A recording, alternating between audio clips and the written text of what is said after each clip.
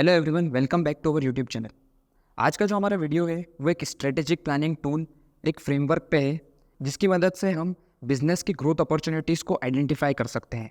अगर आप एक बिजनेसमैन है, एक एंटरप्रेन्योर है या बिजनेस में इंटरेस्ट रखते हैं तो ये वीडियो आपको बहुत अच्छा लगेगा। तो जिस फ्रेमवर्क की हम बात करने जा रहे हैं वो एंसॉफ मैट्रिक्स होता है। तो एंसॉफ मैट्रिक्स होता क्या है? एंसॉफ मैट्रिक्स को इंट्रोड्यूस किया था ईगर एंसॉफ ने। इसका जो पर्पस था वो ये था, जो बिजनेस होता है वो कैसे ग्रोथ अपॉर्चुनिटीज़ को आइडेंटिफाई कर सकता है और उसके बिजनेस का रेवेन्यू, प्रॉफिटेबिलिटी और बिजनेस को ग्रो कर सकता है। अलग अलग तरीके होते हैं बिजनेस को ग्रो करने के लिए, लेकिन जो फंडामेंटल तरीके हैं, जो स्ट्रेटेजीज है वो इस एंसॉफ मैट्रिक्स में इंक्लूडेड है। एंसॉफ मैट्रिक्स की 4 स्ट्रेटेजीज होती है। Number 1 market penetration, number 2 market development, number 3 product development, number 4 diversification. इन 4 स्ट्रेटेजीज को हम समझेंगे डिटेल में रियल लाइफ एग्जाम्पल के साथ। ये चारों स्ट्रेटेजी रिस्पॉन्सिबल होती है बिजनेस की ग्रोथ के लिए, और इनमें से आपको डिसाइड करना है कि कौन सी स्ट्रेटेजी आपके बिजनेस के लिए किस पॉइंट ऑफ टाइम पर सूटेबल है। एग्जाम्पल के तौर पे आप इमेजिन कीजिए, आप एक क्लोथिंग रिटेल स्टोर ओन करते हैं किसी सिटी में या किसी टाउन में, और अब आप उस बिजनेस को ग्रो करना चाहते हैं, आप आपका रेवेन्यू बढ़ाना चाहते हैं, आप आपकी प्रॉफिटेबिलिटी बढ़ाना चाहते हैं। तो आप क्या कर सकते हैं उस केस में? एंसॉफ मैट्रिक्स आपको ग्रोथ अपॉर्चुनिटीज़ फाइंड आउट करने में, आइडेंटिफाई करने में और उस ग्रोथ के लिए डिसीजन लेने में हेल्प कर सकता है। सबसे पहली जो स्ट्रेटेजी एंसॉफ मैट्रिक्स की वो है मार्केट पेनिट्रेशन। मार्केट पेनिट्रेशन क्या होती है उसके पहले हम समझते हैं कि मार्केट शेयर क्या होता है। अगर आपकी सिटी में सपोज 1000 कस्टमर्स है टोटल, और उसमें से 200 कस्टमर आपके पास रेगुलरली आते हैं, तो ये जो 200 कस्टमर हैं, यानी कि 20% जो कस्टमर है ये आपका मार्केट शेयर है। टोटल 1000 में से 200 कस्टमर्स आपके हैं, मतलब आपका जो मार्केट शेयर है उस सिटी में वो 20% है। अब आप चाहते हैं कि ये जो 20% मार्केट शेयर है इसको आप और इंक्रीज़ करें, इसको आप 30 तक करें, 40 तक करें। जो आपके पास 200 कस्टमर आते हैं उसकी जगह 300 और 400 कस्टमर्स रेगुलर आए। तो ये जो चीज़ है ये होती है मार्केट पेनिट्रेशन को इंक्रीज़ करना। आप एग्जिस्टिंग मार्केट में जो ऑलरेडी प्रेजेंट है कस्टमर्स, उनको आपके बिजनेस की तरफ अट्रैक्ट करना चाहते हैं, आपके रेगुलर कस्टमर बनाना चाहते हैं। इसका मतलब आप पेनिट्रेशन और करना चाहते हो उस एग्जिस्टिंग मार्केट में। तो मार्केट पेनिट्रेशन के लिए आप क्या कर सकते हैं? मार्केट पेनिट्रेशन के लिए आपको प्रमोशन करना पड़ेगा, एडवर्टीजमेंट करना पड़ेगा, ताकि लोगों में अवेयरनेस बढ़े आपके बिजनेस को लेकर।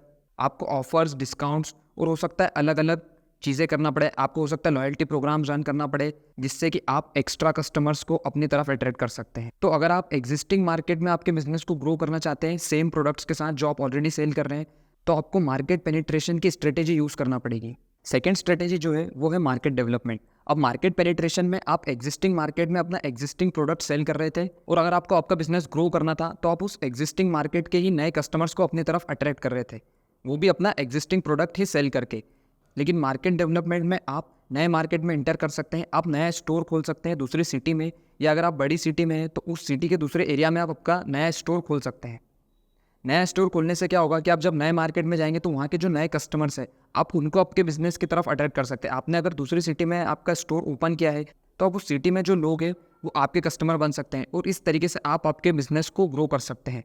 मतलब आपको आपके बिजनेस के नए स्टोर्स खोलना है विथ एग्जिस्टिंग प्रोडक्ट आपके सेम ही है, लेकिन आपने अब नए स्टोर्स खोल लिए अलग अलग सिटीज़ में या अलग अलग एरियाज़ में। हालांकि इसकी सबसे बड़ी रिक्वायरमेंट ये है कि ये करने के लिए आपको थोड़ा ज़्यादा कैपिटल और ज़्यादा पैसा चाहिए होगा। अब तीसरी स्ट्रेटेजी जो है वो है प्रोडक्ट डेवलपमेंट स्ट्रेटेजी।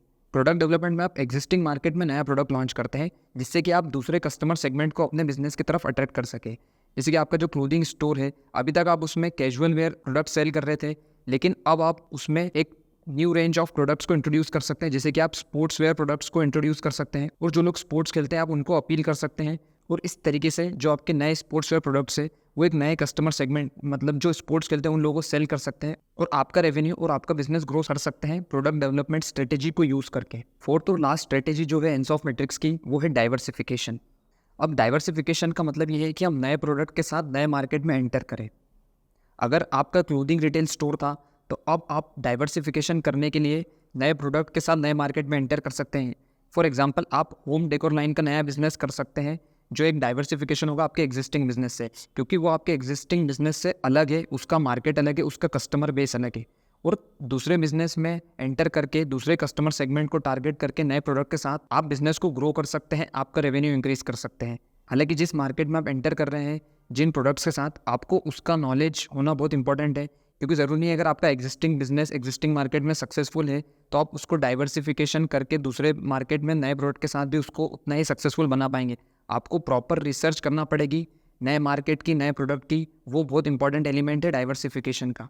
ये रिस्क को डाइवर्सिफाई तो करता है, लेकिन इसमें आपको बहुत केयरफुल रहना पड़ता है, क्योंकि जो नया प्रोडक्ट नया मार्केट में आप लॉन्च कर रहे हैं, हो सकता है उसके कारण आपको लॉस भी हो जाए। ये 4 स्ट्रेटेजी जो होती है एनसॉफ मैट्रिक्स में, ये आपको हेल्प करती है ग्रोथ अपॉर्चुनिटीज़ फाइंड आउट करने में आपके बिजनेस के लिए, कि कौन सी स्ट्रेटेजी आपके लिए सूटेबल होगी, किस पॉइंट ऑफ टाइम पे। इस मैट्रिक्स की हेल्प से आप डिसाइड कर सकते हैं, और आपके बिजनेस के लिए सबसे बेस्ट तरीका कौन सा होगा ग्रोथ के लिए, वो आपको इस मैट्रिक्स से पता चल सकता है। लास्ट में हम इन चारों को समराइज करते हुए एक बार फिर से रिकॉल करते हैं कि ये 4 स्ट्रेटेजी होती क्या है। तो मार्केट पेनिट्रेशन जो होती है, उसका मतलब होता है एग्जिस्टिंग मार्केट में एग्जिस्टिंग प्रोडक्ट सेल करना उसी मार्केट के और कस्टमर्स को। मार्केट डेवलपमेंट का मतलब होता है एग्जिस्टिंग प्रोडक्ट को नए मार्केट में सेल करना, नए स्टोर्स खोल के, जैसे कि हमने इस एग्जांपल में देखा था। प्रोडक्ट डेवलपमेंट में होता है जो एग्जिस्टिंग मार्केट होता है उसमें ही कोई सा नया प्रोडक्ट लॉन्च करना और उसी मार्केट के दूसरे कस्टमर सेगमेंट को अपील करना।